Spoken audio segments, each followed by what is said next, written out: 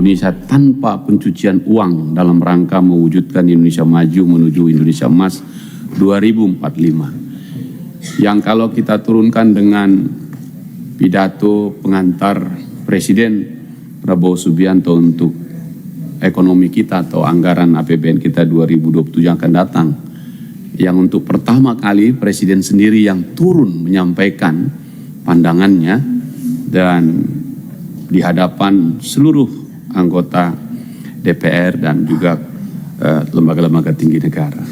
Nah, saya langsung saja Pak Ivan untuk rincian pagu indikatif dan usulan tambahan itu. Saya lihat kaitannya nanti dengan pidato Presiden. Misalnya hasil analisis pemeriksaan sektor korupsi, narkotika, perjudian dan perpajakan. Saya tertarik di situ. 80 perkara, 15 perkara, 5 perkara, 66 perkara.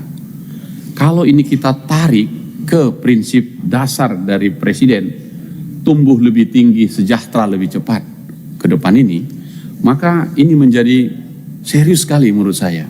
Nah, pertanyaan saya adalah, atau saya ingin minta, karena Presiden pertama kali menyampaikan satu slide, saya memfotonya, ialah export under invoicing yang ditampilkan 34 tahun sejak 91 sampai 2024. Dari situ lahirlah konsep besar yakni tata kelola ekspor komoditas sumber daya alam.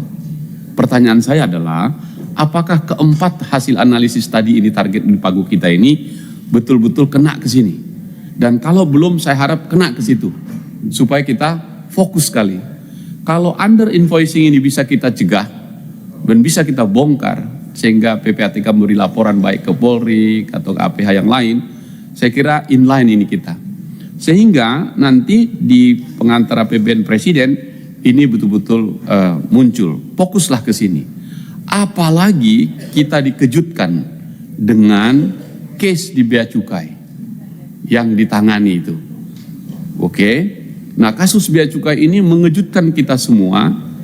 Ada yang salah di Bea Cukai. Inline juga datanya dari apa yang disampaikan Presiden. Maka di mana peran PPATK kan kira-kira di situ. Kami minta angka-angka ini is okay. Tapi kita ingin fokuskan 80 perkara, 15 perkara, 5 perkara, 66 perkara yang diajukan itu arahnya ke sini.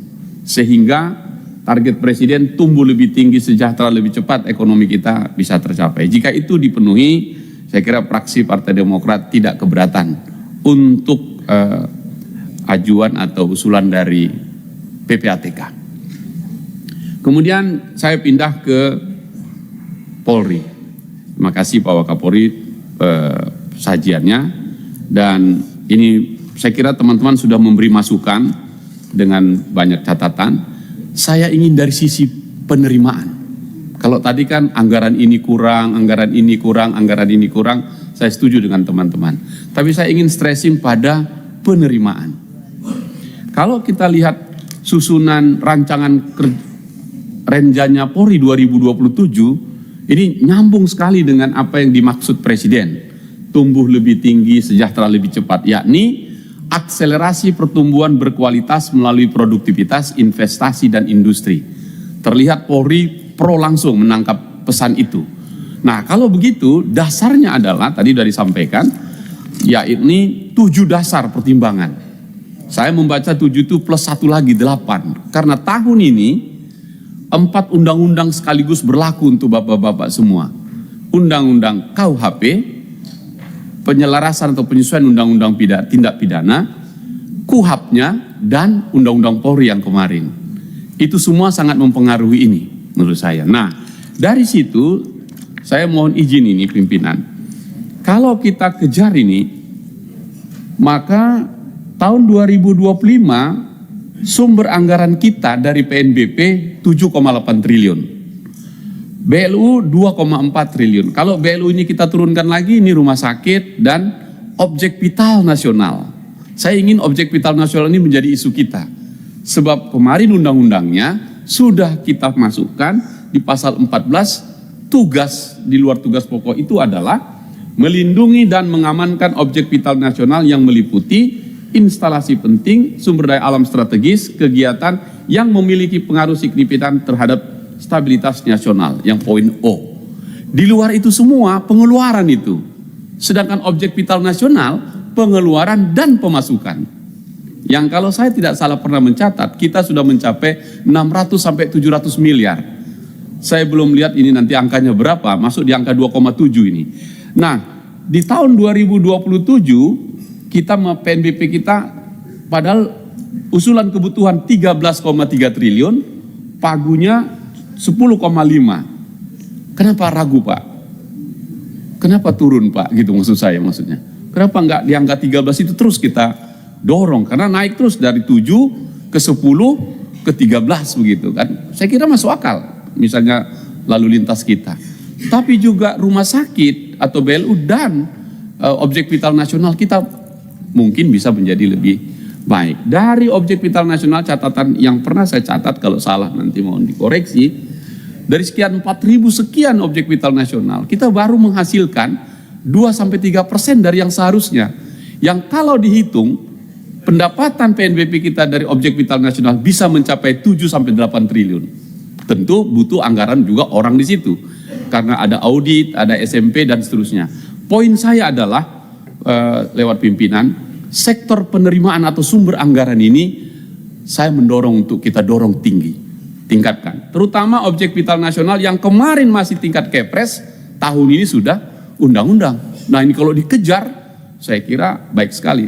Saya kira ini jadi poin kita yang penting sekali untuk saya sampaikan, sehingga harusnya angka yang dimintakan kekurangan yang sampai 66 triliun, 66 triliun bisa kita dorong. Tentu tidak ada, dari semua yang disampaikan teman-teman, fraksi Partai Demokrat mendukung penuh kekurangan ini. Karena nggak mungkin industri dan tumbuh seperti yang tadi program ini kalau anggarannya nggak cukup, nggak mungkin itu. Oleh karena itu kita mendukung. Nah, terakhir tadi sudah disampaikan berkali-kali dan saya memberi catatan penting soal gugus tugas ketahanan pangan itu. Karena itu program utama Presiden di Astacita, ketahanan pangan, energi, dan air. Justru air yang agak tersendat saya lihat. Energi kita serius sekali, pangan juga sangat serius. Nah oleh karena itu sektor pangan saya kira menjadi penting. Karena tadi Pak Nasir Jamil juga sebut-sebut, betul kami sudah menuntaskan dan saya ingin nanti pada waktu tanggal 1 Juli saat Polri berusia 80 tahun, saya akan melepas buku itu. Dan buku itu masih dalam bentuk dummy dan mudah-mudahan jalanlah gitu. Dan betul-betul sudah jadi di dummy-nya. Polisi jagung. Polisi memang harus seperti jagung. Sampai ke kampung-kampung. Kata Bang Nasir Jamil bilang jagung, jago dan unggul. Saya kira itu penting sebagai 80 tahun institusi Polri ini dan anggarannya pimpinan fraksi Partai Demokrat sangat menyetujui kekurangan itu untuk melengkapi menjadi tangan kanannya Presiden mewujudkan apa yang kita sebut tadi tumbuh lebih tinggi, sejahtera lebih cepat. Jadi Polri tidak usah takut dibilang polisi jagung, karena memang polisi haruslah seperti jagung, satu tongkolnya tapi ada di mana-mana. Dan itulah konteksnya dan saya kira program 2027 itu penting. Dari semua itu pimpinan, dengar penjelasan saya dan dukungan kami, fraksi Partai Demokrat menyetujui dan mendukung penuh anggaran yang diusulkan oleh PPATK dan Polri tahun 2027. Terima kasih pimpinan. Ya, teman-teman, waktu kita sekitar 15 menit lagi, tapi nggak apa-apa, masih ada beberapa anggota yang ingin menambahkan. Silakan Pak Wayan.